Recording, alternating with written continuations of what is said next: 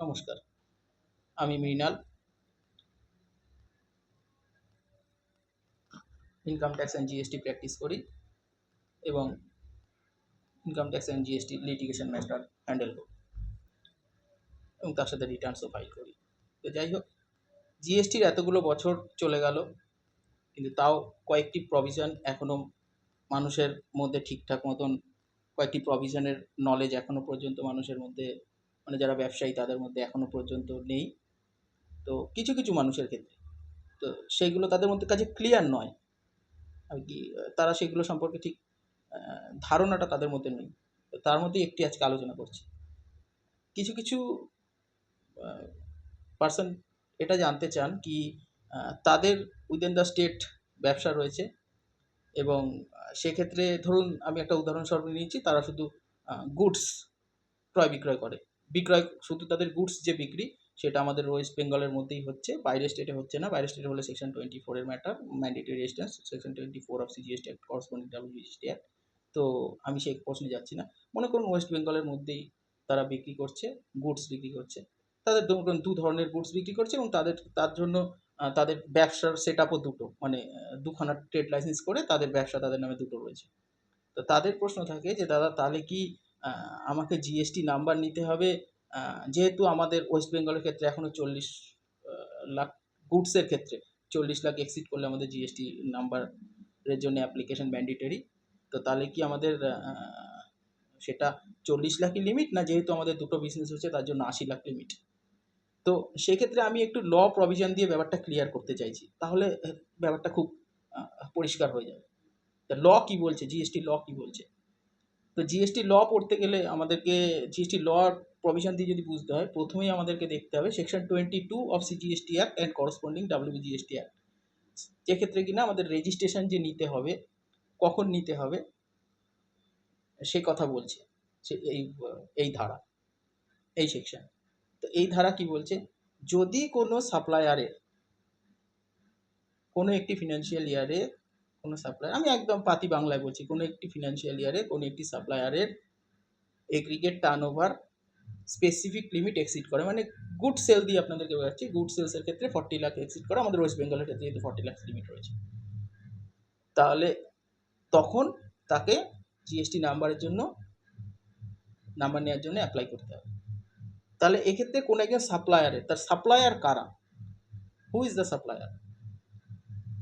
তো সেক্ষেত্রে সাপ্লায়ারের ডেফিনেশনটা আমাদেরকে আগে একটু দেখতে হবে। Supplier means section, supplier definition, সাপ্লায়ারের যে ডেফিনেশন সেটা সেকশন 2 সাবসেকশন 115 সম্ভবত, হ্যাঁ না সরি 105, 2 সাবসেকশন 105, 2 সাবসেকশন 105-এ সাপ্লায়ারের ডেফিনেশন দেওয়া আছে।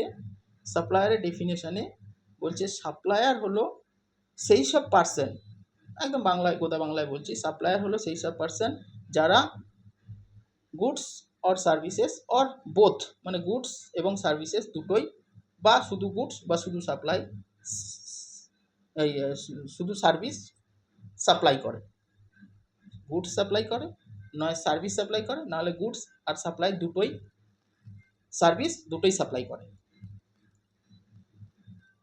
সেই সব পার্সন যারা এগুলো সাপ্লাই করে। এবার পার্সন, সাপ্লায়ারের মধ্যে কিন্তু পার্সনকে ট্যাগ করে দেওয়া হয়েছে।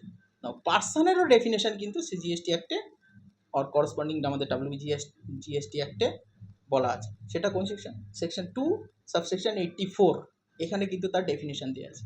এখানে পার্সন মিনস, একদম সিম্পল গোদা বাংলায় বলতে গেলে, পার্সন মানে হলো প্যান, ধরে নিই। কেন কি পার্সন মিনস, এখানে 2 সাবসেকশন 84-এ একজন ইন্ডিভিজুয়ালও পার্সন, একজন একটা কোম্পানি পার্সন, একটা এইচইউএফ পার্সন, একটা পার্টনারশিপ ফার্ম পার্সন, একটা উদাহরণ একটা ট্রাস্ট পার্সন।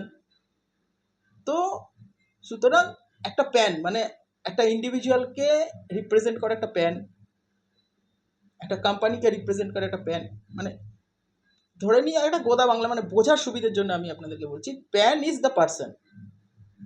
তাহলে আমাদের কি দাঁড়ালো, যে একটি প্যানের টার্নওভার যদি স্পেসিফিক লিমিট এক্সিড করে উইদিন দ্য স্টেট, তাহলে তাকে জিএসটি নাম্বারের জন্য অ্যাপ্লাই করতে হবে। সেটি আরও ক্লিয়ারলিভাবে বুঝতে গেলে সেক্ষেত্রে সেকশন 22-তে কি বলেছে, যদি কোনো সাপ্লায়ারের aggregate turnover, then aggregate turnover deficiency বলা আছে 2 subsection 6 of CGST act and corresponding WGST অ্যাক্টে। সেক্ষেত্রে এগ্রিগেট টার্ন ওভারও বলা আছে কোনো একটি পার্সনের টোটাল প্যানের যে টার্ন ওভার, মানে তার কোনো একজন পার্সনের প্যানে, টোটাল প্যানে যা টার্ন ওভার হবে, যা মানে টোটাল মানে একটি প্যানের মধ্যে কোনো একটি পার্সনের প্যানে যা টার্ন ওভার হবে সেটি হলো এগ্রিগেট টার্ন ওভার। তাহলে মোদ্দা কথা কী দাঁড়ালো, যে একটি পার্সনের উইদিন একটি পার্সনের তার প্যানের যত তার প্যানে যত টার্ন ওভার আছে সব মিলিয়ে, যদি গুডসের ক্ষেত্রে ধরি, সার্ভিসের ক্ষেত্রে 20 লাখ, আমি গুডসের উদাহরণ দিয়ে বোঝাচ্ছি, আমাদের স্টেটের 40 লাখ লিমিট গুডসের ক্ষেত্রে। তা যদি আমাদের স্টেটে 40 লাখ সেল এক্সিড করে, তাহলে তাকে কিন্তু সেকশন 22 অনুযায়ী জিএসটি নাম্বারের জন্য জিএসটি নাম্বারের জন্য অ্যাপ্লাই করে তাকে রেজিস্ট্রেশনের জন্য অ্যাপ্লাই করে দিতে হবে এবং তাকে জিএসটি নাম্বার নিতে হবে। তাহলে কিন্তু কি দাঁড়ালো, যে তার কোনো একটি পার্সনের দুটো ট্রেড লাইসেন্স থেকে দুটো বিজনেস সেট আপ থাকতে পারে, 3টে বিজনেস সেট আপ থাকতে পারে, 4টে বিজনেস সেট আপ থাকতে পারে, কিন্তু তার জিএসটি নাম্বার অ্যাপ্লাই করার যে মানে তাকে জিএসটি নাম্বার নেওয়ার যে ক্রাইটেরিয়া উইদিন দ্য স্টেট যদি তার সেলগুলো থাকে, সেটা কিন্তু সার্ভিসের ক্ষেত্রে হলে 20 লাখ এক্সিড করলেই তাকে অ্যাপ্লাই করে দিতে হবে, আর গুডসের ক্ষেত্রে হলে আমাদের ওয়েস্ট বেঙ্গলের জন্য 40 লাখ হলেই তাকে জিএসটি নাম্বারের জন্য অ্যাপ্লাই করে দিতে হবে। তো সেক্ষেত্রে কিন্তু সেটা সব বিজনেসের টার্নওভার মিলে যে টার্নওভারটা দাঁড়াবে, সেই টার্নওভারটাই কিন্তু তার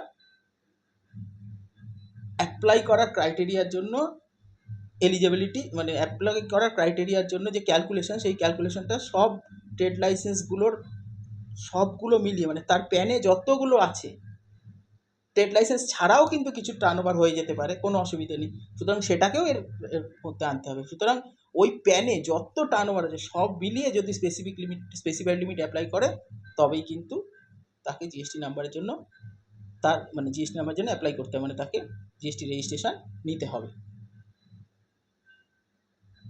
তো যাই হোক, আজকে একটি ছোট ব্যাপার আলোচনা করলাম, ইনকাম ট্যাক্স, জিএসটির রিটার্ন ফাইলিংস, কোনো litigations matter, legal litigations, taxation, assessment, GST departmental audit 65-এর